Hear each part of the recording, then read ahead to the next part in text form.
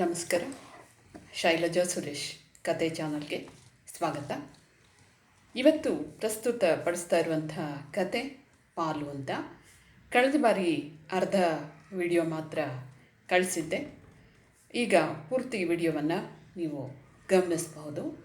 ಪೂರ ಕತೆ ಈ ಸಾರಿ ನಿಮ್ಮ ಮುಂದೆ ಪ್ರಸ್ತುತ ಪಡಿಸಲಿದ್ದೇನೆ. ಪಾಲು ಕತೆ ನನ್ನ ಹೊಂಗನಸು ಕಥಾ ಸಂಕಲನದಲ್ಲಿ ಪ್ರಕಟ ಆಗಿದೆ ಹಾಗೂ ಸುಧಾದಲ್ಲಿ 1995-96 ಸುಮಾರಿನಲ್ಲಿ ಸುಧಾದಲ್ಲಿ ಪ್ರಕಟ ಆಗಿತ್ತು ಹಾಗೂ ಚಂದನ ವಾಹಿನಿಯಲ್ಲಿ ಕಿರುಚಿತ್ರವಾಗಿ ಕೂಡ ಪ್ರಸಾರ ಆಗಿತ್ತು. ಪಾಲ್ ಸುದರ್ಶನ್ ಅವರು ಇದರ ನಿರ್ದೇಶಕರಾಗಿದ್ದರು. ಸಮಾಗಮ ಅನ್ನುವಂಥ ಹೆಸರಿನಲ್ಲಿ ಅವರು ಕಿರುಚಿತ್ರವನ್ನು ಮಾಡಿದರು. ಈಗ ಮೊದಲಿಂದನೇ ನಾನು ಕಥೆಯನ್ನು ಶುರು ಮಾಡ್ತಾ ಇದ್ದೇನೆ. ಕತೆ ಶೀರ್ಷಿಕೆ ಪಾಲು. ಬನ್ನಿ, ಪಾಲು ಕಥೆಯಲ್ಲಿ ಅಣ್ಣ ತಂಗಿಯ ಪಾಲಿನ ವಿಷಯ ಹೇಗಾಗುತ್ತೆ. ಹಕ್ಕು ಮಾತ್ರ ಬೇಕು, ಕರ್ತವ್ಯ ಬೇಡ ಅನ್ನುವಂಥ ದೃಷ್ಟಿಯಲ್ಲಿ ರಚಿತವಾಗಿರುವಂಥ ಒಂದು ಸಣ್ಣ ಕಥೆ ಇದು. ಬನ್ನಿ ಕಥೆಯನ್ನು ಶುರು ಮಾಡೋಣ. ಕತೆ ಶೀರ್ಷಿಕೆ ಪಾಲು. ಈಗ ಬಂದ್ಯಾ ಸುಲೋಚನಾ?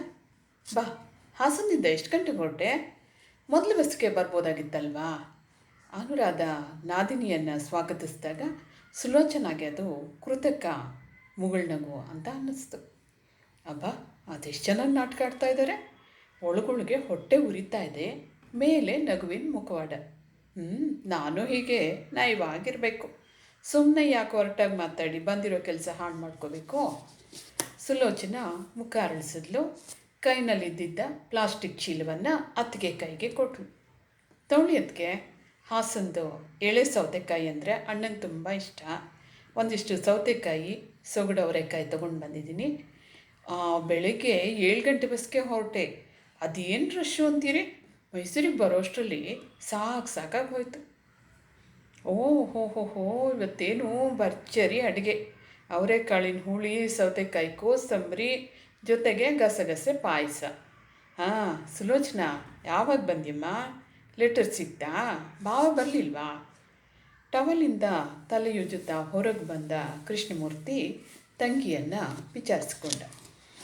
ಹೌದಣ್ಣ, ನಿನ್ನ ಲೆಟರು ನಿನ್ನೆ ಸಿಕ್ತು. ಅದಕ್ಕೆ ಬೆಳಗ್ಗೆನೇ ಹೊರಟು ಬಂದೆ. ಅವ್ರಿಗೆ ಆಫೀಸ್ನಲ್ಲಿ ಹೆವಿ ವರ್ಕ್ ಅಂತೆ, ಬರೋಲ್ಲ ಅಂದರು. ಇದೇನಿದ್ರು ನಮ್ಮ ವಿಷಯ ಅಲ್ವಾ. ನಾನು ಇದನ್ನೆಲ್ಲ ಮುಗಿಸ್ಕೊಂಡು ಸಂಜೆಗೆ ಹೊರಟ್ಬಿಡ್ತೀನಿ. ಅಲ್ಲಿ ಪಾಪುಗೆ ಅವ್ರಿಗೆ ಕಷ್ಟ ಆಗುತ್ತಲ್ಲ. ಸುಲೋಚನಾ ನಯವಾಗಿ ಬಂದ ವಿಷಯದ ಬಗ್ಗೆ ಮಾತು ಜಾರಿಸಿದ್ಲು. ಅನುರಾಧನ ಮುಖ ಚೂರ್ದಪ್ಪ ಆಯಿತು. ಮೆಲ್ಲಗೆ ಒಳಗೆ ಹೋದ್ಲು. ತಂಗಿ ಆಶಯ ಮೂರ್ತಿಗೆ ಅರ್ಥ ಆಯಿತು. ಹೇಳ್ದ, ಆಯಿತು ಬಿಡಮ್ಮ, ಅದಕ್ಕೇನಂತೆ. ಮಧ್ಯಾಹ್ನ ದೊಡ್ಡಪ್ಪನ ಮಾವನ್ನ ಬರೋಕ್ಕೆ ಹೇಳಿದ್ದೀನಿ. ಅವರೆದುರಿಗೆ ತೀರ್ಮಾನ ಮಾಡಿದ್ರಾಯ್ತು. ಇದರಿಂದ ಅಣ್ಣ ತಂಗಿ ಸಂಬಂಧ ಕೆಡಬಾರ್ದು ಅನ್ನೋದಷ್ಟೇ ನನ್ನ ಉದ್ದೇಶ. ಇರಲಿ ನಡಿ, ಮೊದಲು ತಿಂಡಿ ತಿನ್ನುವಂತೆ. ಸುಲೋಚನ್ಗೆ ಅಣ್ಣನ ವರಸೆ ತಿಳಿಯಿತು. ಇವನು ಚಾಪೆ ಕೆಳಗೆ ನುಸುಳಿದ್ರೆ ನಾನು ರಂಗೋಲಿ ಕೆಳಗೆ ನುಸುಳೋ ಜಾಣೆ ಅಂತ ಗೊತ್ತಿಲ್ಲ ಇವನಿಗೆ. ಬರಲಿ, ದೊಡ್ಡಪ್ಪನೂ ಬರಲಿ, ಮಾವನೂ ಬರಲಿ. ಮಾವನಿಗೆ ಇವನು ಕಂಡ್ರೆ ತುಂಬ ಇಷ್ಟ. ಆದರೆ ದೊಡ್ಡಪ್ಪನಿಗೆ ನನ್ನ ಕಂಡ್ರೆ ತಾನೇ ಇಷ್ಟ. ಅಷ್ಟಕ್ಕೂ ನಾನು ಈ ಮನೆ ಮಗಳು. ಈ ಮನೇಲಿ ಚಿನ್ನ ಎಷ್ಟಿದೆ, ಬೆಳ್ಳಿ ಎಷ್ಟಿದೆ ಅಂತ ನನಗೇನು ಗೊತ್ತಿಲ್ವಾ? ದೇವ್ರ ಮನೇಲಿರೋ ಬೆಳ್ಳಿ ನೀಲಾಂಜನಗಳೇ ಸುಮಾರು 10,000 ಬೆಲೆ ಬಾಳುತ್ತೆ. ಬೆಳ್ಳಿ ವಿಗ್ರಹ, ಪೂಜೆ ತಟ್ಟೆ, ಚೊಂಬು, ಕಳಸ ಬೇಕಾದಷ್ಟಿತ್ತು. ಬೆಳ್ಳಿ ಒಂದು 50-60 ಆಗಬಹುದು. ಚಿನ್ನ ಅಂತೂ ಅಮ್ಮನ ಒಡವೆಗಳೇ ಲಕ್ಷಾಂತರ ಬೆಲೆ ಬಾಳ್ತಾಯಿದ್ವು. ಅಮ್ಮಂಗೆ ಒಡವೆ ಅಂದರೆ ಅದೆಷ್ಟು ಪ್ರೀತಿ ಇತ್ತು. ನನಗೆ ಬೇರೆ ಒಡವೆ ಮಾಡಿಸ್ಕೊಟ್ಟು ಮದುವೆಯಲ್ಲಿ ಕೊಟ್ಟು ಕೈ ತೊಳ್ಕೊಂಡ್ರು. ಹರ್ಲಿನ ನೆಕ್ಲೆಸ್ ಬೇಕು ಅಂತ ಎಷ್ಟು ಹಂಬಲಿಸಿದ್ದೆ. ಇವತ್ತು ನಾಳೆ ಅಂತ ಕೂಡಲೇ ಇಲ್ಲ. 4 ವರ್ಷದ ಹಿಂದೆ ಅಪ್ಪಂಗೆ ಬ್ಲಡ್ ಕ್ಯಾನ್ಸರ್ ಆಗಿ ಅಮ್ಮ ನೆಕ್ಲೆಸ್ ವಿಷಯ ಮರ್ತೇ ಬಿಟ್ಲು. ಅಪ್ಪಂಗೆ ವಾಸಿ ಆಯಿತು ಅನ್ನುವಾಗ ಅಮ್ಮ ಜಾರು ಬಿದ್ದಿದ್ದೆ ನೆಪಾಗಿ ಕಣ್ಣು ಮುಚ್ಚಿದ್ಲು. ಅಪ್ಪನೂ ತೀರ್ಕೊಂಡ್ರು. ತನಗೆ ಈ ಮನೆ ಮೇಲೆ ಯಾವ ಹಕ್ಕು ಇಲ್ವೇ? ಆಸ್ತಿಗೆಲ್ಲ ಈ ಮೂರ್ತಿ ಒಬ್ಬನೇ ಹಾಕ್ತಾರನ? ಇವನು ಅಮ್ಮನ ಒಡವೆಗಳನ್ನೆಲ್ಲ ಕರಗಿಸಿ ಒಡವೆ ಮಾಡಿಸಿ ಹೆಂಡ್ತಿಗೆ ಕೊಟ್ಟಿರಬೇಕು. ಆಮೇಲೆ ಇದೆ ಯೋಚನೆ ಮಾಡ್ತಾನೆ ಕೈ ಕಾಲು ಮುಖ ತೊಳ್ಕೊಂಡು ಬಂದಳು. ಅನುರಾಧ ಬಿಸಿ ಬಿಸಿ ಉಪ್ಪಿಟ್ಟು ತಂದು ಕೊಟ್ಟಾಗ ಅಮ್ಮನ ನೆನಪಾಗಿ ಕಣ್ಣು ತುಂಬಂತು. ಅಮ್ಮ ಬಿಸಿ ಉಪ್ಪಿಟ್ಟಿನ ಮೇಲೆ 4 ಚಮಚ ತುಪ್ಪ ಹಾಕಿ ಕಾಯಿ ತುರಿ ಹಾಕಿ ಕೊಡ್ತಾಯಿದ್ರು. ತುಪ್ಪ ಇಲ್ಲದೆ ಇದ್ರೂ ತನಗೆ ಉಪ್ಪಿಟ್ಟು ಸೇರ್ತಾನೇ ಇರಲಿಲ್ಲ. ಅನು, ಅವಳಿಗೆ ತುಪ್ಪ ಹಾಕೆ, ತುಪ್ಪ ಇಲ್ದಿದ್ರೆ ಅವಳಿಗೆ ಉಪ್ಪಿಟ್ಟು ಸೇರೋಲ್ಲ ಮೂರ್ತಿ ಹೇಳಿದಾಗ ಅತ್ತಿಗೆ ತುಪ್ಪ ತಂದು ಬಡಿಸಿದ್ಲು. ಅಣ್ಣನ ವಾತ್ಸಲ್ಯ ಸುಲೋಚನನ ಮನಸ್ಸನ್ನು ಕರಗಿಸ್ತು. ಅಣ್ಣ ಬಾಲ್ಯ ಮರ್ತಿಲ್ಲ, ತನ್ನೆಲ್ಲ ವಿಷಯ ಎಷ್ಟು ಚೆನ್ನಾಗಿ ನೆನಪಿಟ್ಕೊಂಡಿದ್ದಾನೆ. ಅವಳ ಮನಸ್ಸು ಮೃದುವಾಯಿತು. ಮೂರ್ತಿ ಕಾಫಿ ಕುಟ್ಕರಿಸ್ತಾ ಹೇಳ್ದ, ಸುಲೋಚನಾ, ಹೀಗೆ ಕೇಳ್ತೀನಿ ಅಂತ ಬೇಜಾರು ಮಾಡ್ಕೊಬೇಡ್ವೆ. ಅಪ್ಪನ ಶ್ರಾದ್ದದ ದಿನ ಆಸ್ತಿ ವಿಷಯ ಯಾಕೆ ಮಾತಾಡೋಕ್ಕೆ ಹೋಗಿದ್ದೆ, ಅದು ಅತ್ತೆ ಹತ್ರ. ಆಕೆ ಎಲ್ರಿಗೂ ಸುಲೋಚನಾ ಆಸ್ತಿಲಿ ಪಾಲು ಕೇಳ್ತಾಳಂತೆ, ಕೊಡೋಲ್ಲ ಅಂದರೆ ಕೋರ್ಟಿಗೆ ಹೋಗ್ತಾಳಂತೆ ಅಂತ ಹೇಳ್ಕೊಂಡು ಬಂದಿದ್ದಾರೆ. ನೀನು ನೇರವಾಗಿ ನನ್ನೇ ಕೇಳ್ಬೋದಾಗಿತ್ತಲ್ವ. ನಿನ್ನದಕ್ಕೆ ಎಷ್ಟು ಬೇಜಾರು ಮಾಡ್ಕೊಂಡ್ಲು ಗೊತ್ತಾ. ಮೃದುವಾಗತೊಡಗಿದ್ದ ಮನಸ್ಸು ಅಣ್ಣನ ಮಾತಿನಿಂದ ಥಟ್ಟಂತ ಬಿರ್ಸಾಯ್ತು. ಯಾರ್ಯಾರಿಗೋ ಬೇಜಾರಾಗುತ್ತೆ ಅಂತ ನಾನು ಹಕ್ಕ ಬಿಡೋಕ್ಕೆ ನಾನು ರೆಡಿ ಇಲ್ಲ ಕಣೋ. ಅಪ್ಪ ಬೇಕಾದಷ್ಟು ಆಸ್ತಿ ಮಾಡಿಟ್ಟಿದ್ದು ನಿನಗೊಬ್ಬನಿಗೆ ಅಲ್ಲ. ಜಮೀನು ಮನೆ ನನಗೇನು ಬೇಡ, ನೀನೇ ಇಟ್ಕೊ. ಆದರೆ ಸೈಟು ಚಿನ್ನ ಬೆಳ್ಳಿ ಇದರಲ್ಲೆಲ್ಲ ಅರ್ಧರ್ಧ ನನಗೆ ಬೇಕೇ ಬೇಕು. ಆಕೆ ಆವೇಶದಿಂದ ಅಂದಾಗ ಮೂರ್ತಿ ಸೋತ ದನಿಯಲ್ಲಿ ಕೇಳ್ದ, ಆಸ್ತಿಲ್ ಪಾಲು ಕೇಳೋದಾದರೆ ನಿಂಗೂ ಕೆಲವು ಜವಾಬ್ದಾರಿನ ಹೊರಿಸ್ಬೇಕಾಗತ್ತೆ. ಸುಲೋಚನಾ ಒಳಗೆ ನಕ್ಕಳು.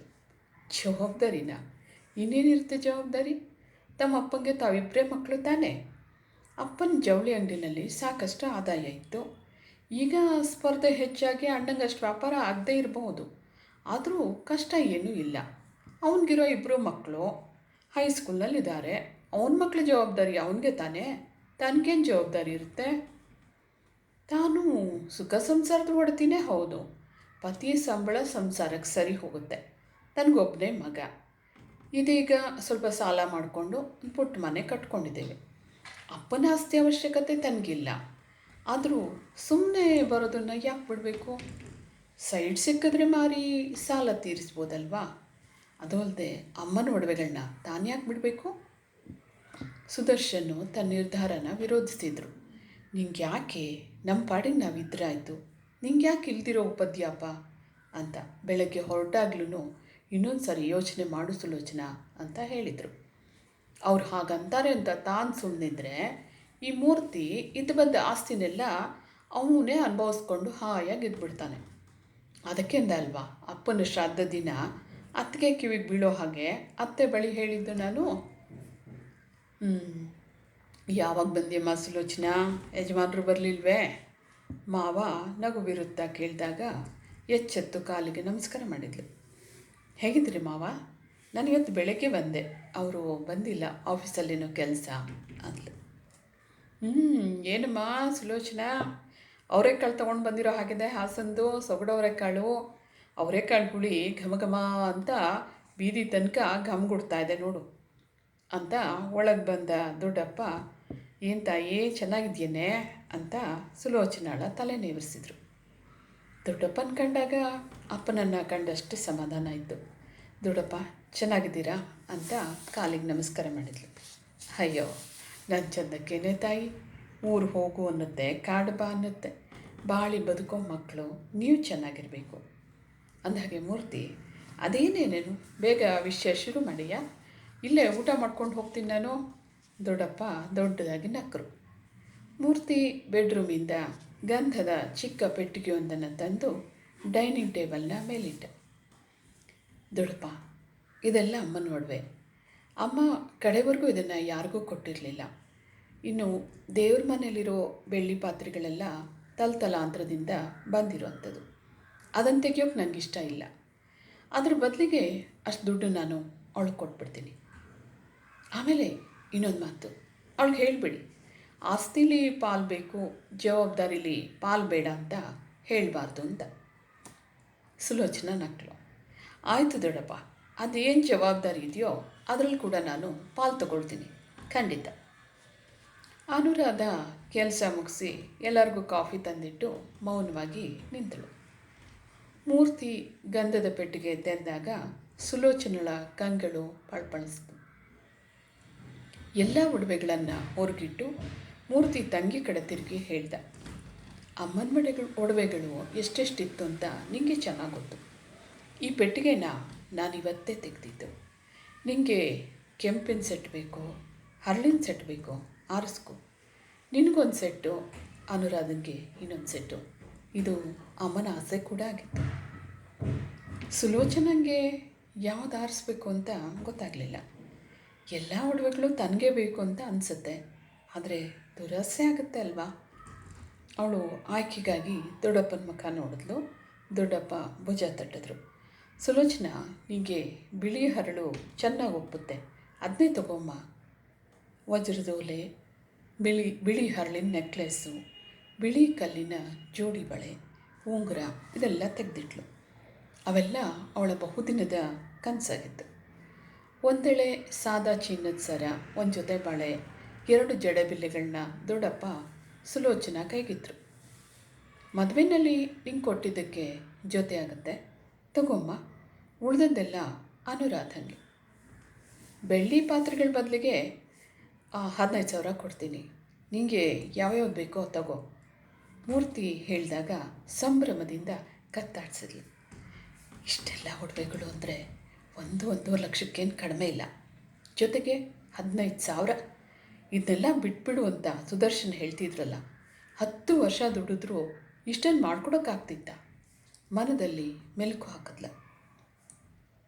ಚಿನ್ನ ಬೆಳ್ಳಿದೇನೋ ಆಯಿತು, ಸೈಟು ಜಮೀನು ಹೇಗಪ್ಪ ಮಾಡ್ತೀಯಾ? ಇದುವರೆಗೂ ಮೌನವಾಗಿದ್ದ ಮಾವ ಕೇಳಿದಾಗ ಸುಲೋಚನಾ ಕತ್ತೆತ್ತಿ ಮೂರ್ತಿಯನ್ನು ದಿಟ್ಟಿಸಿ ಹೇಳಿದ್ಲು, ನೋಡು ಮೂರ್ತಿ, ನನಗೆ ಸೈಟಿನ ಬದಲು ಹಣ ಕೊಟ್ಬಿಡು. ನಾನು ಆ ಸೈಟಲ್ಲಿ ಮನೆ ಕಟ್ಟಿ ವಾಸ ಮಾಡೋದು ಅಷ್ಟರಲ್ಲೇ ಇದೆ. ಮೂರ್ತಿ ಅವಳನ್ನು ದಿಟ್ಟಿಸಿ ನೋಡ್ದ, ನಿಟ್ಟುಸಿರು ಬಿಟ್ಟ. ಅವಳಿಗೆ ರೇಗ್ ಹೋಯಿತು. ಹಣ ಕೊಡು ಅಂದರೆ ಎಷ್ಟು ಕಷ್ಟ ನೋಡು. ನಾನು ಆಸ್ತಿ ಕೇಳಲ್ಲ ಅಂತ ಹಾಯಾಗಿದ್ದ. ಕೋರ್ಟು ಅಂತ ಹೇಳಿದ್ದಕ್ಕೆ ಒಪ್ಕೊಂಡಿದ್ದಾನೆ. ಇವನೇನು ದುಡ್ದಿದ್ದನ್ನು ನಾನು ಕೇಳಿದ್ದೀನ? ನಮ್ಮಪ್ಪ ದುಡ್ದಿದ್ದನ್ನು ತಾನೇ ನಾನು ಕೇಳಿದ್ದು ಅಂದ್ಕೊಂಡ್ಳು. ಮೂರ್ತಿ ಒಳಗಡೆಯಿಂದ ಒಂದು ಫೈಲ್ ತೊಗೊಂಡು ಬಂದ, ಟೇಬಲ್ ಮೇಲೆ ಇಟ್ಟ, ಪೇಪರ್ಗಳನ್ನ ತೆಗೆದು ಹೇಳ್ದ, ಇಲ್ಲಿ ನೋಡು, ಇದು ಅಪ್ಪನ ಮಣಿಪಾಲ್ ಆಸ್ಪತ್ರೆಗೆ ಸೇರಿಸಿದ ಬಿಲ್ಲು. ಆಮೇಲಿಂದು ಬೆಂಗಳೂರಿನ ಕಿದ್ವಾಯಿ ಆಸ್ಪತ್ರೆ ಬಿಲ್ಲು. ಇದು ರೇಡಿಯೋಥೆರಪಿ ಬಿಲ್ಲು. ಇದು ನೋಡು, ಮುಂಬೈಗೆ ಕರ್ಕೊಂಡೋಗಿದ್ವಲ್ಲ, ಮುಂಬೈ ಆಸ್ಪತ್ರೆ ಬಿಲ್ಲು. 3-4 ವರ್ಷದ್ದು ಮೆಡಿಕಲ್ ಬಿಲ್ಲು ಇಲ್ಲಿದೆ. ಔಷಧಿ ಇಂಜೆಕ್ಷನ್ನಿನ ಬಿಲ್ಲು ಎಲ್ಲ ಇದೆ. ಸುಮಾರು ಬಿಲ್ಲು ಕಳೆದು ಹೋಗಿದೆ, ಪರವಾಗಿಲ್ಲ, ಸಿಕ್ಕಿದಷ್ಟನ್ನು ಇಲ್ಲಿಟ್ಟಿದ್ದೀನಿ. ಎಲ್ಲದನ್ನು ಸರಿಯಾಗಿ ನೋಡಿಬಿಡು ಅನುರಾಧ.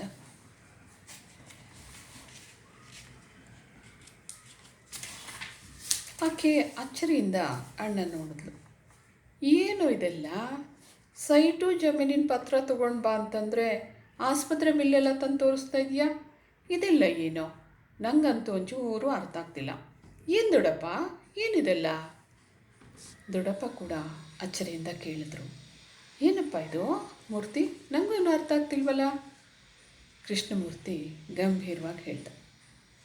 ದೊಡ್ಡಪ್ಪ, ಅಪ್ಪಂಗೆ ಬ್ಲಡ್ ಕ್ಯಾನ್ಸರು ಅಂತ ಗೊತ್ತಾದಾಗಲಿಂದ ಚಿಕಿತ್ಸೆಗೆ 10-6 ಲಕ್ಷ ಖರ್ಚು ಮಾಡಿದ್ದೀನಿ.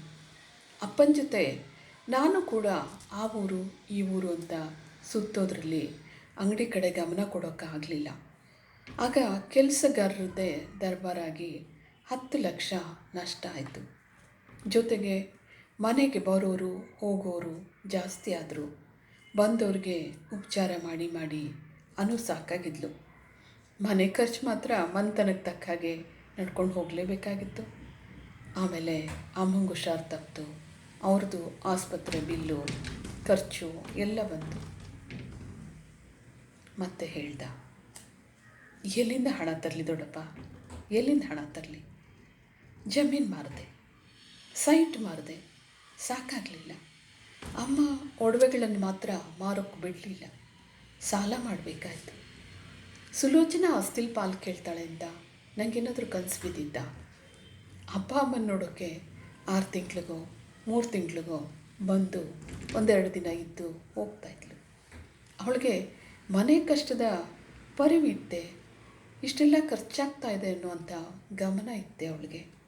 ಇಲ್ಲ ದೊಡ್ಡಪ್ಪ, ಅವಳು ಈ ಮನೆ ಸುಖ ಹಂಚ್ಕೊಂಡ್ಲೇ ಹೊರತು ಕಷ್ಟ ಹಂಚ್ಕೊಂಡಿಲ್ಲ. ಅದಕ್ಕೆ ಹೇಳಿದ್ದು, ಆಸ್ತಿಯಲ್ಲಿ ಪಾಲು ಬೇಕಾದರೆ ಜವಾಬ್ದಾರಿನಲ್ಲೂ ಪಾಲು ತಗೋಬೇಕು ಅಂತ. ಅದೇನು ಜವಾಬ್ದಾರಿ ಹೇಳಪ್ಪ? ಅವಳು ಖಂಡಿತ ಒಪ್ಕೋತಾಳೆ. ಅಪ್ಪನ ಆಸ್ತಿನಲ್ಲಿ ಪಾಲು ಕೇಳೋ ಹಕ್ಕಿರೋ ಅವಳಿಗೆ ಅಪ್ಪನ ಕಾಯಿಲೆಗಾಗಿ ಮಾಡಿರೋ ಸಾಲ ತೀರಿಸೋ ಕರ್ತವ್ಯ ಕೂಡ ಇದೆ ಅಂತ ಹೇಳಿ ದೊಡ್ಡಪ್ಪ. ಸುಮಾರು 10-15 ಲಕ್ಷ ಸಾಲ ಮಾಡಿದ್ದೀನಿ. ಎಲ್ಲದಕ್ಕೂ ಲೆಕ್ಕಪತ್ರ ಇಟ್ಟಿದ್ದೀನಿ. ಅವಳು ಪೂರ ಸಾಲ ತೀರಿಸಲಿ ಅಂತ ನಾನು ಹೇಳೋದಿಲ್ಲ. ಹೆಣ್ಣು ಮಗಳಾಗಿ ಕಾಲು ಭಾಗ ಆಸ್ತಿ ತಗೊಂಡಿದ್ದಾಳೆ. ಮುಕ್ಕಾಲು ಆಸ್ತಿ ತಗೊಂಡಿರೋ ನಾನು ಮುಕ್ಕಾಲು ಭಾಗ ಆಸ್ತಿಯ ಸಾಲವನ್ನು ತೀರಿಸ್ತೀನಿ. ಉಳಿದಿದ್ದು 3 ಲಕ್ಷ, 3-3.5 ಲಕ್ಷ ಸಾಲ ಅವಳು ತೀರಿಸ್ಬೇಕಾಗತ್ತೆ ದೊಡ್ಡಪ್ಪ. ತೀರಿಸ್ತಾಳಲ್ವಾ? ಮೂರ್ತಿ ಏನೇನೋ ಹೇಳ್ತಾನೇ ಇದ್ದ, ಲೆಕ್ಕಪತ್ರದ ವಿವರಣೆ ಕೊಡ್ತಾನೇ ಇದ್ದ. ಸುಲೋಚನಾ ದಿಗ್ಭ್ರಾಂತಳಾಗಿ ಕೂತಿದ್ಲು. ಅವಳು ಮುಂದಿದ್ದ ಪಳಪಳಿಸುವಂಥ ಒಡವೆಗಳು ಅವಳನ್ನು ಕಂಡು ಗಹಗಹಿಸಿ ನಗ್ತಾ ಇರೋ ಹಾಗೆ ಭಾಸವಾಯಿತು. ಆಸ್ತಿಲಿ ಹಕ್ಕು ಕೇಳೋದಷ್ಟೇ ಅಲ್ಲ, ಕರ್ತವ್ಯ ಕೂಡ ನಿಭಾಯಿಸಬೇಕು ಅನ್ನೋದು ಗೊತ್ತೇ ಇರಲಿಲ್ವಲ್ಲ ಅಂತ ಅವಳ ಮನಸ್ಸಲ್ಲಿ ಕಣ್ಣೀರು ಕಂಬನಿ ಹರಿತಾ ಇತ್ತು. ಜೊತೆಗೆ ಅಪ್ಪ ಅಮ್ಮನ ಫೋಟೋ ಅವಳನ್ನೇ ದಿಟ್ಟಿಸಿ ನೋಡೋ ಹಾಗೆ ಭಾಸವಾಗ್ತಾ ಇತ್ತು. ನಮಸ್ಕಾರ. ಇದು ಸುಧಾದಲ್ಲಿ ಪ್ರಕಟವಾಗಿರುವಂಥ ಹೊಂಕನಸು ಕಥಾ ಸಂಕಲನದಲ್ಲಿ ಅಡಕವಾಗಿರುವಂಥ ಹಾಗೂ ಚಂದನ ದೂರದರ್ಶನದಲ್ಲಿ ಪ್ರಸಾರ ಆಗಿರುವಂಥ ಪಾಲು ಕತೆ. ವಾಚನ ಮತ್ತು ರಚನೆ 2 ಶೈಲಜಾ ಸುರೇಶ್. ನಮಸ್ಕಾರ.